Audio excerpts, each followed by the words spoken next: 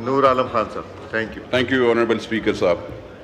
Honourable speaker, अगर आप ये फाइनेंस बिल देखते हैं, मुझे ये हैरानी हो रही है कि ऑनरेबल हमारे फाइनेंस मिनिस्टर साहब ने हर चीज़ पे टैक्स डाल दिया है। मतलब आप नौकर पेशा जो दर्जम चाहरन से लेकर 16 ग्रेड या 14 ग्रेड तक जो लोग हैं, उन पे भी आपने डबल टैक्स कर लिया। तनख्वाह आपने उनकी 20% ज़्यादा की है, और आपने टैक्स जो अगर आप उसका देखते हैं तो सर 35 और 40% पे वो कर लिया।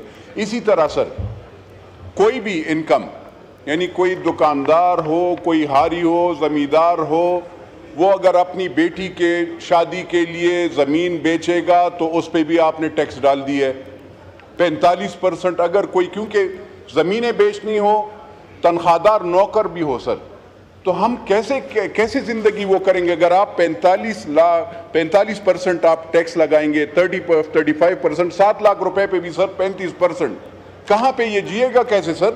आप ज़रा अभी भी ज़रा इक्वेशन निकालें, आपके अभी भी टैक्स ज़्यादा है सर। और अगर आप ये 35% कर लेंगे सर, तो हमारे साथ बहुत मुश्किल हो जाएगा। खुदारा ऑनरेबल फाइनेंस मिनिस्टर साहब, हमारी आपसे रिक्वेस्ट है, हम आपसे लड़ाई तो नहीं कर सकते क्योंकि नंबर्स हमारे पूरे नहीं हैं, लेकिन हम एज अ पाकिस्तानी हम ये रिकॉर्ड करना चाहते हैं कि इससे जो आप टैक्स वो करेंगे, इससे कोई ग्राफ आपका ऊंचा भी नहीं जाएगा।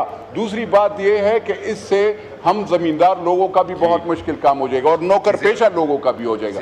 और इसी तरीके से अगर आप ये टैक्स यहाँ पे वो करना चाहते हैं और इनकम के लिहाज से, तो क्या सर हज और ज़ियारात पे भी ये टैक्स इन्होंने लगाया होगा? क्या वहाँ पे भी, हज और ज़ियारात पे भी हम लोग, जो अगर कोई बंदा जाएगा वहाँ पे भी टैक्स वो करेगा? तो मेहरबानी फरमाकर आप इस पे नज़रसानी करें। लोग, ज़मींदार 2 वक्त पे ज़मीन, बाप दादा की ज़मीन 2 वक्त पे बेचता है, एक बेटी की शादी पे और एक कोई दूसरा वो हो, कोई मूवमेंट करना हो तो उस लिहाज से, वरना वो कोई बीमारी हो उस वक्त बेचता है, वरना नहीं बेचता। और सर इस वक्त इसकी वजह से जमींदार बंदा अगर टैक्स भेजेगा, और आप मुझे बताइए उसकी बेटी शादी होगी और वो 10 लाख रुपए की, आप उससे 6 लाख रुपए टैक्स लेंगे, तो उस पर फिर वो क्या देगा? थैंक यू नूर आलम साहब, थैंक यू जी। मुबीन अली मोहम्मद साहब, अमेंडमेंट। सर आप उधर से बुरा देखते हैं तो मुझे लगता है पता नहीं नाराज़गी है सर। ये अमेंडमेंट, वैसे इस पर बेसिकली बातें तो मोहतरम मुबीन साहब ने, मेरे भाई ने करनी है।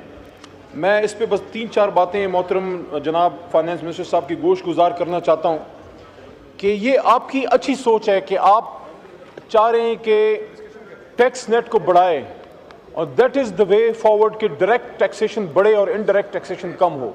लेकिन इसमें ये जो मूव है ये थोड़ी सी बैकफायर करेगी। उसकी सब रीज़न ये है कि अगर तो कोई शख्स, somebody is going to UK for vacations, कोई दुनिया में कोई सैर सपाटे के लिए जा रहा है, कुछ और कोई मालदार बंदा है, yes you go and tax him. लेकिन अगर आप एक ब्रॉड स्पेक्ट्रम में those who leaving Pakistan for any good reason, और आप उन सबको ये कह रहे हैं कि you become filer first and then we will let you go, तो उसमें सर वो लोग आ जाएंगे, जिस तरह मुबीन ने भी बात की कि पाकिस्तान छोड़ने वाले 4-5 मेन सेगमेंट्स हैं। नंबर 1 मजदूरी के लिए, आपको भी पता नहीं पता, मजदूर अगर वो टैक्स देने के काबिल होता वो तो पाकिस्तान छोड़ के जाता। तो सर एक तो उसमें स्पेशल रिक्वेस्ट है मजदूरों के लिए जो BISP बेनज़ीर इनकम सपोर्ट के उसमें नहीं आते स्कोर में, तो मेहरबानी फरमा के आप उनको ज़रूर इससे एग्जाम्पशन दें कि मजदूर अगर मुल्क से बाहर जाता है ट्रेवल तो उसको इजाज़त। नंबर 1। नंबर 2, इसमें सर जो लोग उम्रा के लिए जी फाइनेंस मिनिस्टर साहब जी, जो लोग उम्रा, हज या जो हमारे फ़िक्र जाफरिया के भाई बहन जाते हैं, ज़ायरीन जो इराक या ईरान जाते हैं, उसमें अक्सरियत, वैसे भी हुजूर सल्लल्लाहु अलैहि वसल्लम ने फरमाया था, हदीस का मफहूम है कि आखिर में मेरा दीन गरीब हो जाएंगे, गरीब लोग ज़्यादा जाते हैं अमीरों की निस्बत। तो ये रिक्वेस्ट है कि जो जा रहे हैं हज, उम्रा और ज़ायरीन जो जा रहे हैं, उनको आप इसमें ना लेके आएँ, उनको इसमें ना लेके आएँ। तीसरा सर, जो स्टूडेंट्स हैं, स्टूडेंट्स जो पढ़ने के लिए जाते हैं पाकिस्तान से बाहर, तो उन पे ये आप पाबंदी ना लगाएं। पाबंदी लगानी है तो हमारे बड़े भाई चौधरी तनवीर साहब पे या ख्वाजा साहब पे लगा लें, या शहबाज शरीफ साहब पे लगा लें, उनके बड़े बड़े उधर हिसाब किताब है। हम लोग तो जाहिर है हम पे क्यों लगाते हैं और उस पे स्टूडेंट्स पे। एक इसमें आपने तनख्वाहदार बेचारे ने गुनाह किया है, वो टैक्स दे रहा है तो उसकी गर्दन दबाई जाओ, ये सारे बैठे दबाई जाओ, तो मजीद ना दबाएं। ये 63 कैपिटल A1B है कि न्यू टैक्सेशन ऑन सैलरी पे प्लीज ना करें, वो पहले ही बेचारे मरे पड़े हैं। Yes, we support you in broadening the spectrum of tax net, but please don't overburden the, especially from BPS 1 to BPS 16. 116 वाले को आप ये 17, 18, 19, 20 और 21, 22 वाले जो हैं उन पे अगर कोई बढ़ाना है बढ़ाएं, लेकिन 116 तो कम से कम मजीद ना बढ़ाएं। और एक और चीज है, ये आपने सारे पॉइंट्स को टच कर लिया। 663 आखिरी जी 663 C1 है, और इस पे देखिए जी, ये आपको किसने कह दिया कि मोबाइल सिर्फ मालदार यूज करता है? रेडी बांग के पास मोबाइल है, छाबड़ी फरोश के पास मोबाइल है जी, जो आपका डेली वेजर है उसके पास मोबाइल है, जो गधा गाड़ी चला रहा है उसके पास मोबाइल है। हर आम आदमी जो बेचारा मजदूरी कर रहा है, 100 रुपए की दिहाड़ी लगा रहा है, किसी खेत में किसान बैठा हल चला रहा है, कभी कभी उसका भी पूछ लिया करें। वैसे किसानों से आपकी पत्नी अजली दुश्मनी है जो इस दफा आपने किसानों के साथ किया है, तो ये हो गया, आ गया सर। ये अली साहब खोले सर, ये जो आप बढ़ा रहे हैं 15 से 75% आप मोबाइल पे बढ़ा रहे हैं, तो वो बेचारा पहली मरा पड़ा है, उसने किसी मजदूर ने अपनी वाइफ से कोई बात करनी होगी जी, तो उसको बेचारे को क्यों तकलीफ देते हैं? और हो गया। आखिर में सबसे इंपॉर्टेंट, इन सबसे अहम, आज बस सिर्फ 30 सेकंड, आज दुनिया हमसे क्यों आगे है? आज दुनिया हमसे क्यों आगे? 75 साल में we have not been able कि हम हार्वर्ड, ऑक्सफोर्ड या कैम्ब्रिज का जवाब दे सके पाकिस्तान से।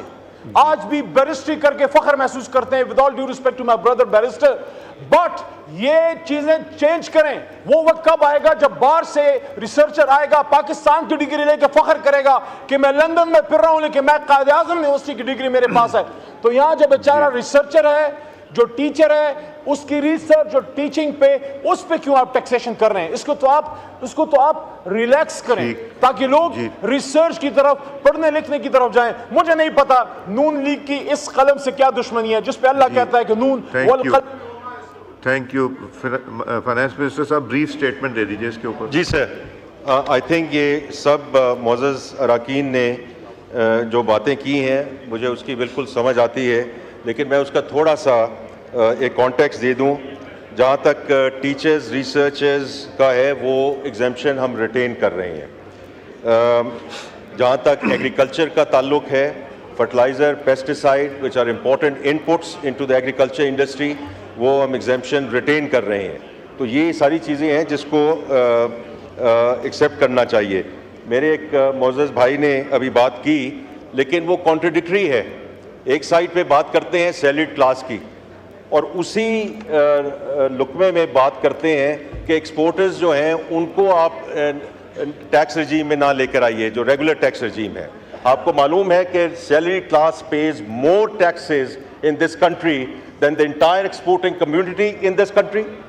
अगर आपको मालूम हो तो आप ये बात ना करते।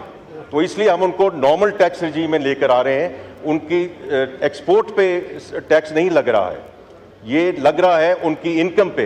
अगर खुदा ना खास्ता उनकी इनकम नेगेटिव है या उनको मुनाफा नहीं हो रहा तो ज़ीरो टैक्स देंगे। तो देखिए, ये दोनों चीज़ें जो हॉरिजॉन्टल इक्विटी की हम बात करते हैं, मैं टेक्निकल बात नहीं करना चाहता, ये दोनों चीज़ें इकट्ठी नहीं चल सकती हैं। इसी तरह हम जो रियल इस्टेट को अब लेकर आ रहे हैं और ट्रेडर्स, रिटेलर्स जो हमारे भाई और बहन हैं उनको लेकर आ रहे हैं, because if we don't do this we will continue to tax the same for more. तो ये बात आप ज़हन में रखिए कि अगर हमने 9.5 से 13% की तरफ जाना है, which gives us some chance of sustainability in this country. अगर हमने रिलीफ देनी है, हमने और चीज़ें करनी है, हमने अपनी डेवलपमेंट करनी है, अपने पाँव पे खड़ा होना है, और जैसे प्राइम मिनिस्टर साहब ने कहा कि ये IMF का आखिरी प्रोग्राम होगा, तो हमें ये सेल्फ रिलायंस लानी पड़ेगी। हमें अपनी रिसोर्सेज जो हैं इसको इस लेवल पे लेकर जाना पड़ेगा कि हम we can then allocate resources in all the areas. जो मेरी बहन ने भी बड़ी अच्छी बात की है in terms of climate change, और जो इन्वायरमेंटल साइड पे आप बिल्कुल ठीक कह रही हैं। और हमने उस साइड पे भी, अगर आप गौर कीजिएगा, हमने उस साइड पे भी एलोकेशन ज़्यादा की है, ऑपरेशन में भी, जो PSDP है उसमें भी। इसी तरह जो IT सेक्टर है रिकॉर्ड इजाफा किया है in terms of operational and the developmental expenditure for this coming year, because मैं प्राइम मिनिस्टर साहब की हिदायत के मुताबिक 2 सेक्टर्स, एग्रीकल्चर एंड IT, इनका किसी प्रोग्राम के साथ कोई ताल्लुक नहीं है। ये 2 सेक्टर्स हैं जो इंशाल्लाह हमें आगे लेकर जाएंगे और इस मुल्क को आगे लेकर जाएंगे। बहुत शुक्रिया स्पीकर Now साहब। I put the amendment as moved by Minister of Finance. The question is that amendment as moved be adopted. All those in favor of it may say aye. All those against it may say no. I think ayes have it. Consequently, the amendment is adopted. Now I put the amendment as moved by Mr. Aslam Guman to the House. The question is that amendment as moved be adopted. All those in favor of it may say aye. All those against it may say no. I think noes have it. Consequently, amendment is rejected. Now I put the amendment moved by Noor Alam Khan to the House. The question is that the